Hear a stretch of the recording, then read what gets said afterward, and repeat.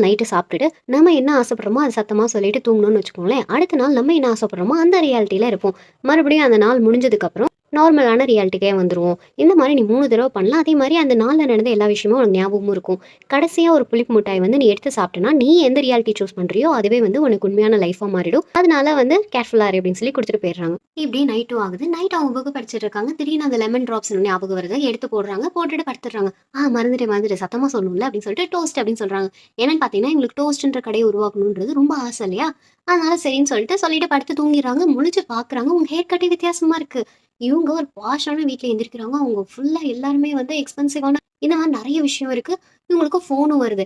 என்னன்னு பார்த்தீங்கன்னா, இவங்க இந்தியா அப்படின்றவங்க ஒரு அவங்களோட அசிஸ்டன்ட் போல. அவங்க தான் இந்த டோஸ்ட்ட வந்து ரன் பண்ணிட்டு இருக்காங்க அந்த கடைய.